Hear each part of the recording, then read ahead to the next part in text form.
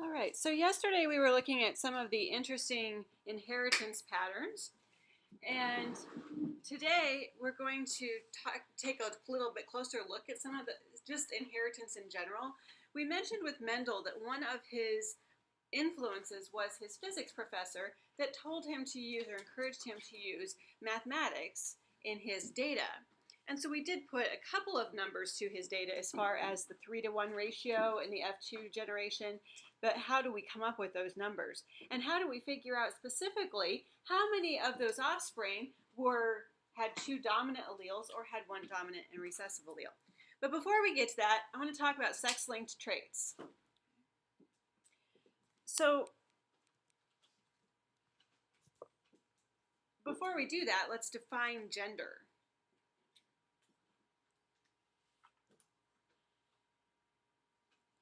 So scientifically, the way we define gender is based on, in humans anyway, it would be that 23rd pair of chromosomes.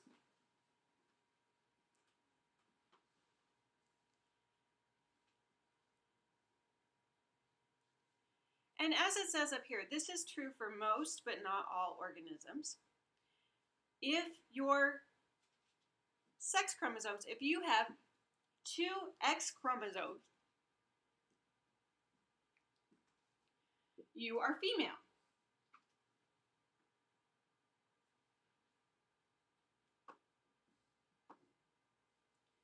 If you have an X and a Y chromosome, you are male.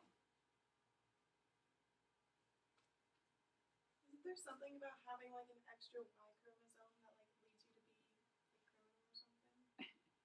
There is a theory of that, yes. If you have an extra Y chromosome. If you have an extra X chromosome, you're a superwoman.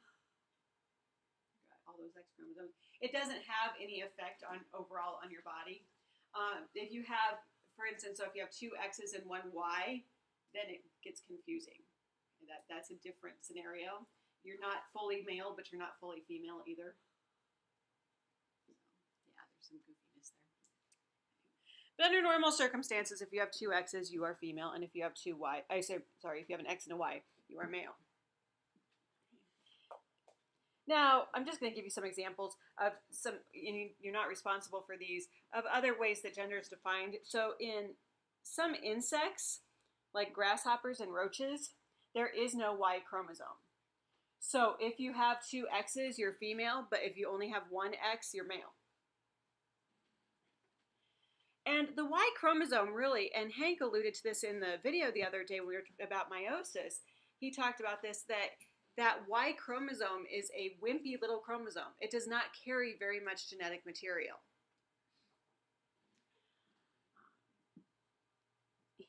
Another weird gender, in bees and ants, if they are diploid, if their cells are all diploid, now remember most of our cells are diploid, our body cells are diploid. If they are diploid, they are female, but if all of their body cells are haploid, they're male. Which means that the male bees have no fathers. They come strictly from the mothers. All right. So for our purposes, what we're curious about are sex-linked genes.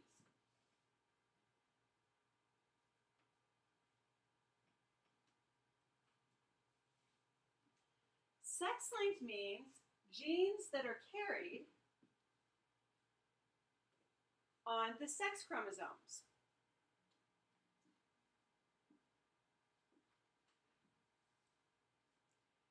Usually the X chromosome.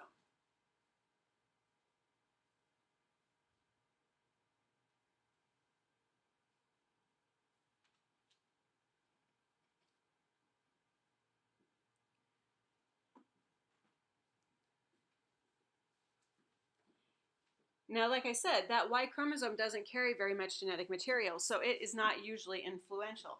There are a very few genes that are carried solely on the Y chromosome, but we don't hear too much about those. It's the ones that are carried on the X chromosome. There was a question on your reading packet that I just gave back to you, and it was about, question was about describe why genes on the X chromosome are seen more frequently in males. And a lot of the answers I got were because the chromosomes are on the X chromosome.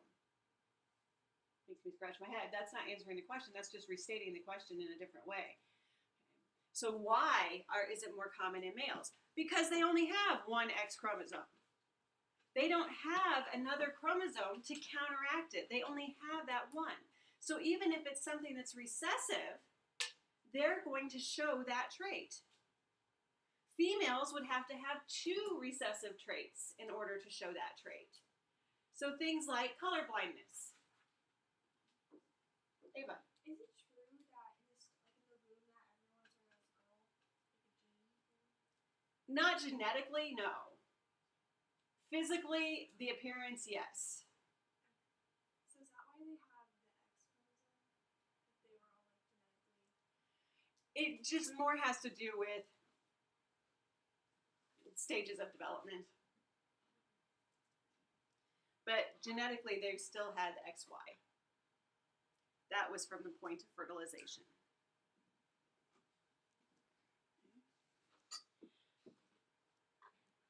So we're going to take a look at some of those sex-linked traits and how they are inherited. But first, let us talk Punnett squares.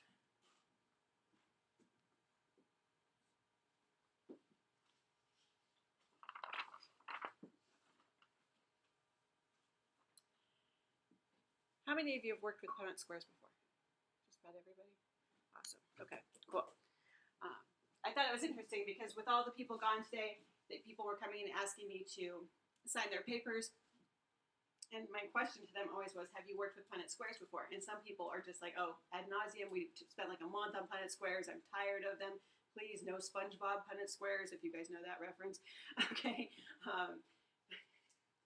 And I promise no SpongeBob Punnett squares. And then other people looked at me and said, what's a Punnett square? And I'm like, oh, okay. So remember we talked about at the beginning of the year, one of the things we do is we get everybody on the same page. Punnett squares are a way of predicting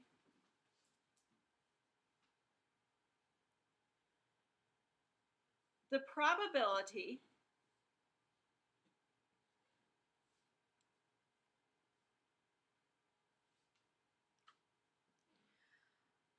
of the offspring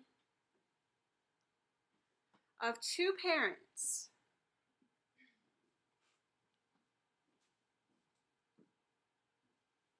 getting a certain trait.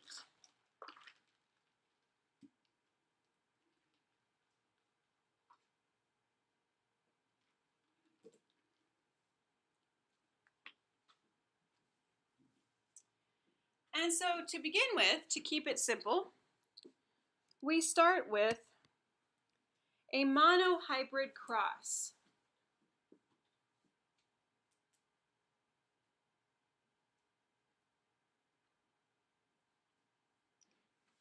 A monohybrid cross is looking at a single trait.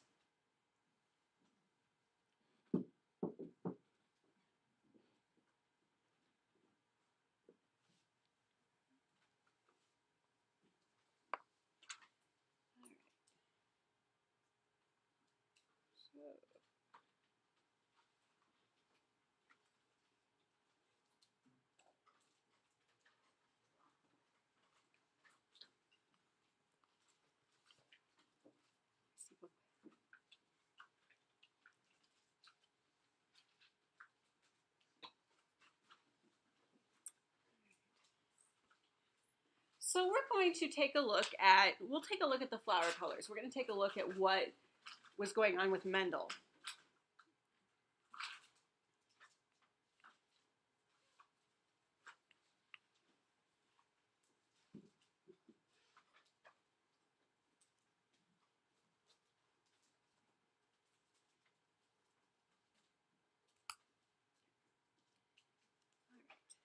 So we defined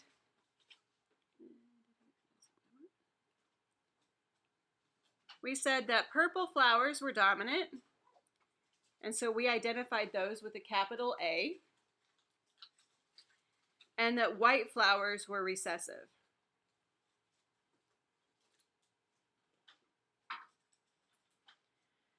So our first parents, our parental generation, consisted of a pure purple flower plant and a pure white flower plant.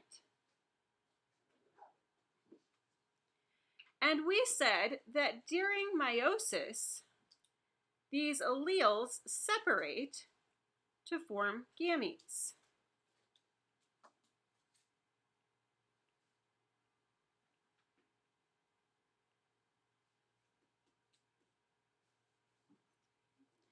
So what we're looking to see is what are the possible combinations for these gametes.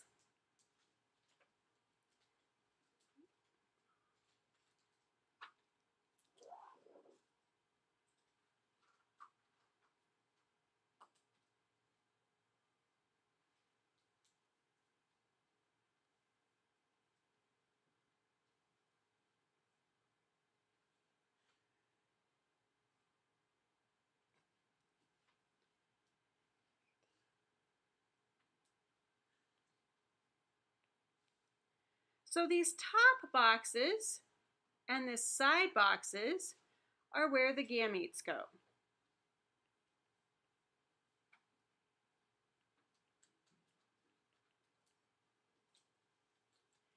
And it doesn't matter which parent you put on which axis,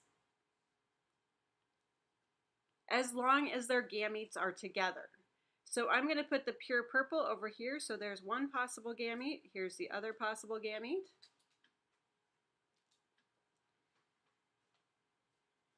And the pure white, one gamete, other gamete.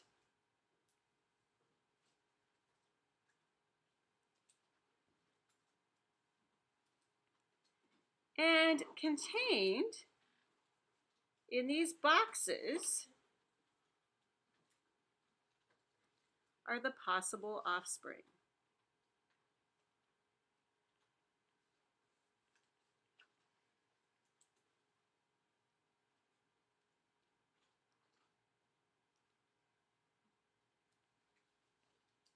So I'm going to carry my big A's across,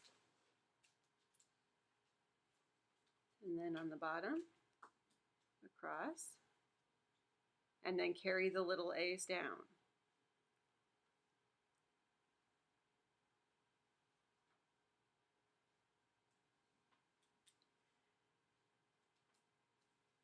Now with these, you have to be careful about what they're asking you for. There's two possible pieces of data that they could ask you for.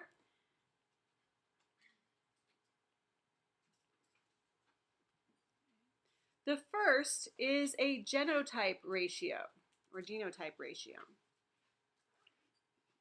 So remember yesterday I had up on the board, we talked about genotypes a little bit with your lab, that the genotype is what alleles are present. So if we take a look at the possible offspring boxes, I have 1, 2, 3, 4, all of them, so no ratio here, all of them have the genotype big A, little a.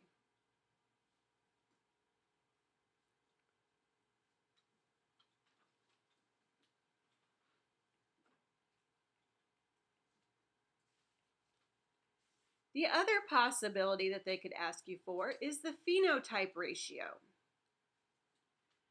So big A, little a, what color are those flowers? Purple. And they're all purple.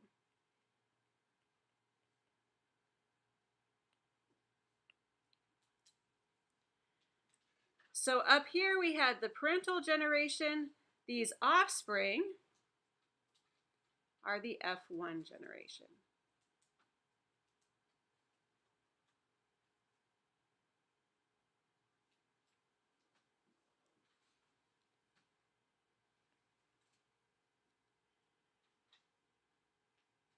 So what Mendel did next is he crossed 2 of the F1s.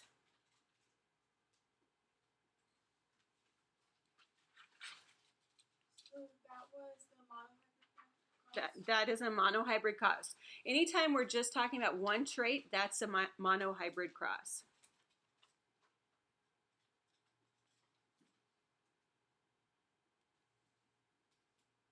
See if I can make this a little straighter this time.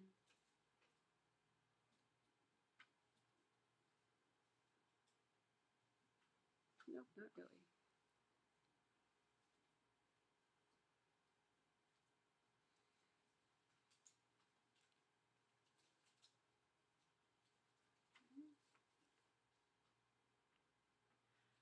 So once again, we have the alleles separating during meiosis.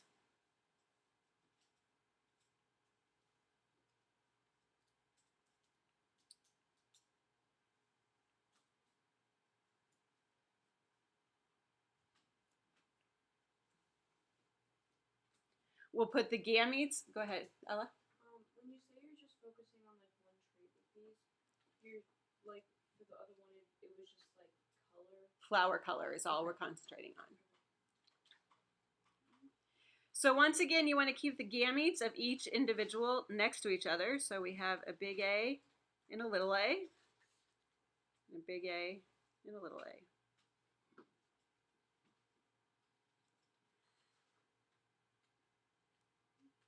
So carry my big A across and my little a across. Bring my big A down and my little a down.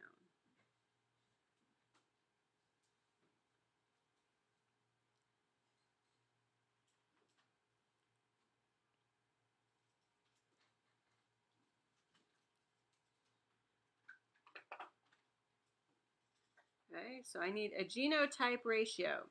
So I'm going to start at this box. How many big A's do I have? How many? Big A? How many of those combinations do I have? One. Okay. Crossing off my boxes as I go. I'm going to go down to big A, little a. How many of those do I have? Two. And then my last one is little a, little a. And I have one of those. Now, it might seem kind of silly on these smaller boxes, but they're going to get bigger. But if I add up the 1 to 2 to 1, that adds up to 4 boxes. So I've accounted for all of my boxes. So those should add up to how many boxes. All right, so big A, what do those look like? Purple. So we're going to do phenotype now. Big A, what do those look like? Purple. And little a, white. So I have 3 purples to 1 white.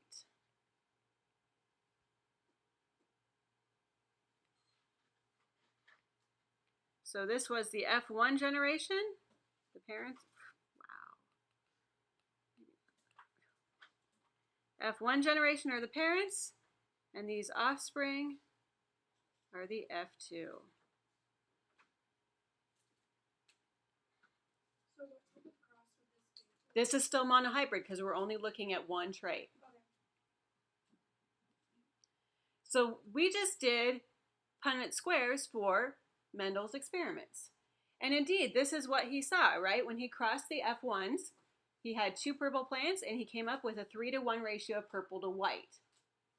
So if we look at the genotype, we still can't tell which one has which genotype, but we can say that there is a 1 to 2 to 1 ratio.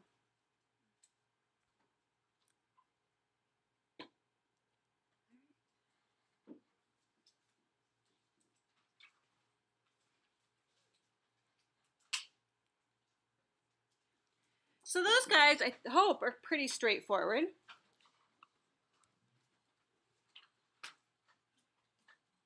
But what if we want to look at more than one trait at a time? We could do a dihybrid cross.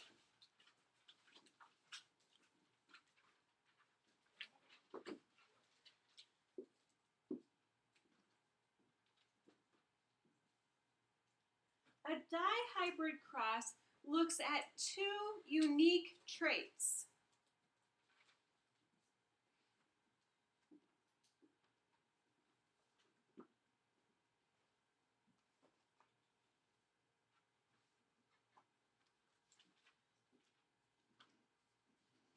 I'm going to be nice and give you a copy of these. So there's one side that's blank, and then there's one side that has some crosses on there. Don't pay attention to the side that has crosses, just the blank side is what we're interested in right now. Yeah, this side. Eventually, because eventually we'll do this side, but we're not doing that right now. Okay. We're gonna talk. We'll do this on Monday. So this side is the one we're concerned with. So you've got two monohybrids up here, blank monohybrids. The bottom ones are the dihybrids. Okay. Dihybrid crosses require 16 boxes.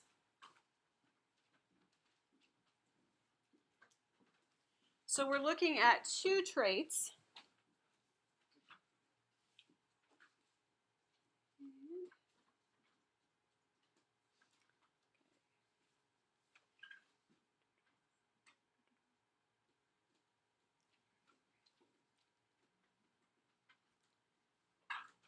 So I was not nice enough to make myself a copy of that. So I'll have to sketch one here real quick. But before we do that, okay, so we're going to continue on with our P's. And so we already said capital A means purple flowers.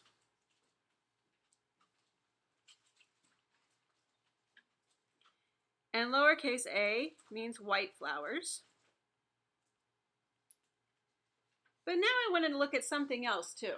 I want to look at pea color. And in peas, the pea color, I'm going to use a D for this, I think. Okay, the D, actually, let's use a B just because I know the way some of you write and you might get confused. Okay.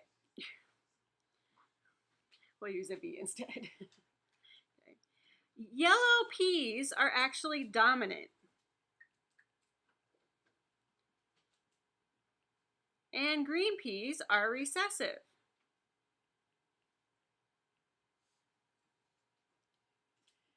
That might seem odd to you, considering probably when you think of peas, you don't think of yellow peas. But if you check out your local supermarket where they have the dried peas for pea soup and that kind of thing, you can buy yellow split peas. That actually is the dominant color. We just like the green because we think green things are good for us, right? It must be good for us if it's green, unless it's moldy green, but that's a whole other story. Anyway, I digress.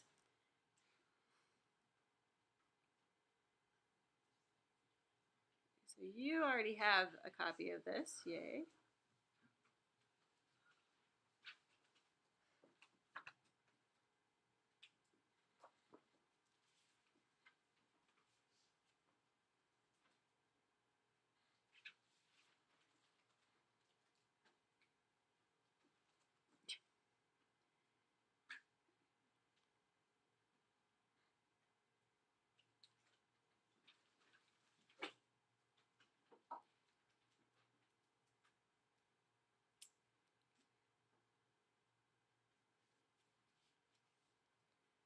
Not very good, but it'll do the job.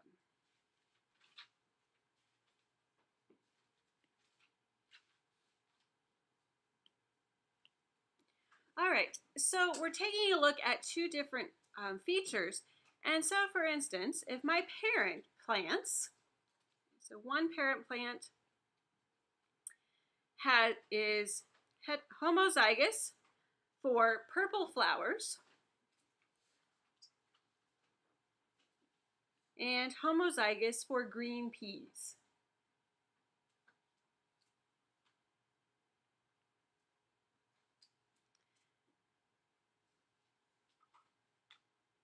Oops.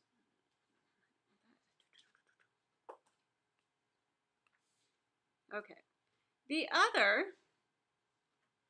is homozygous for white flowers, and it also is homozygous for green peas.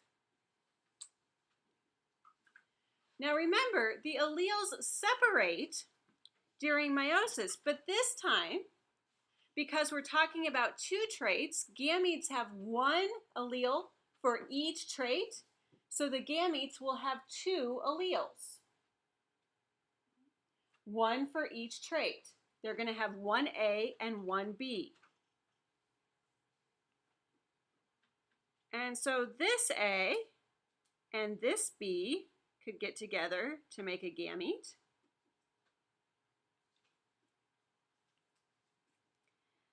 That same A and the other B could get together to make a gamete.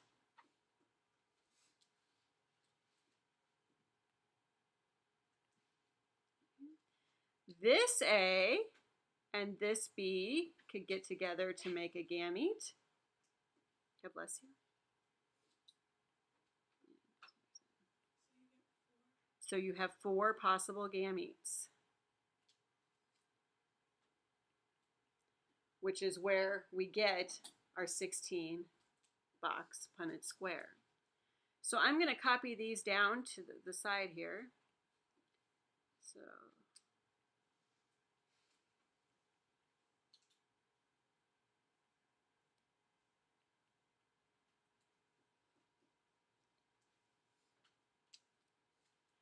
now, taking a look at the other parent, at this parent, can you eyeball and say what their 4 gametes are going to be?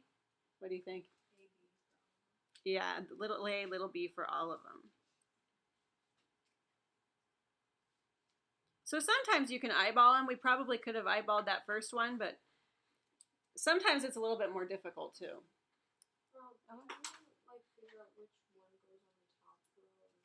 It doesn't matter as long as all their gametes are on the same, either across the top or down the side for that same individual.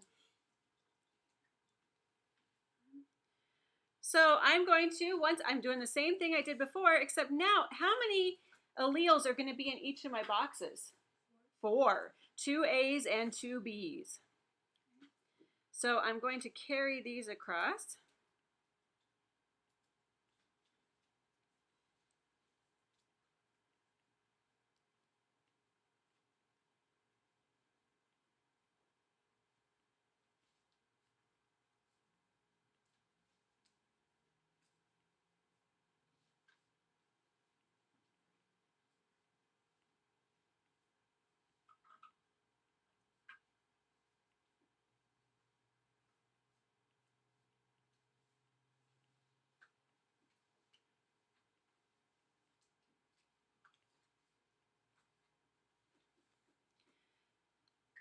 And then I'll carry the others down.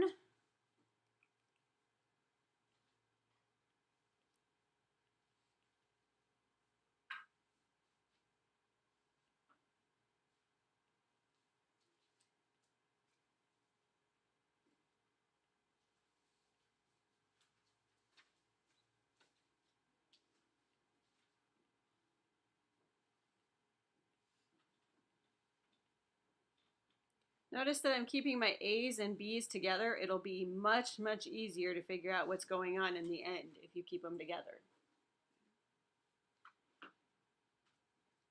So I'm going to move down just so we can see this. So we'll start with our genotypes.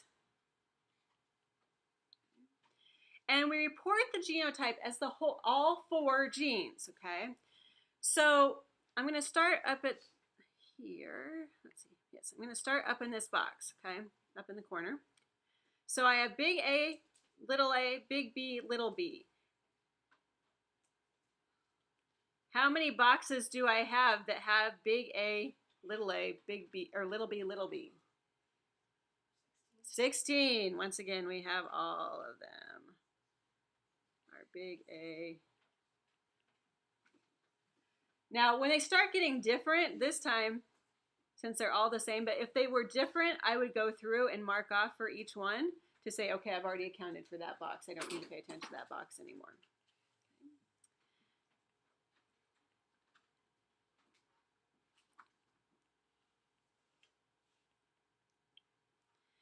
Then for phenotype, once again, we're going to report both traits together. So big A, little a gives me what color flowers? Purple. And little b gives me what color peas? So they all have purple flowers and green peas.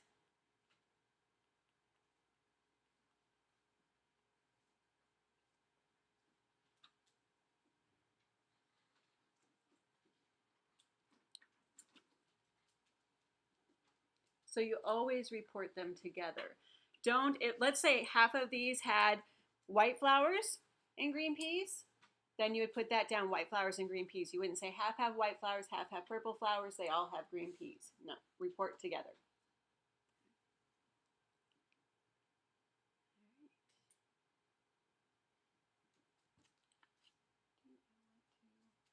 I don't think I want to go there. I think we'll probably stop there. What generation is this? We didn't really say. We wouldn't put a generation on this one. Good question, though.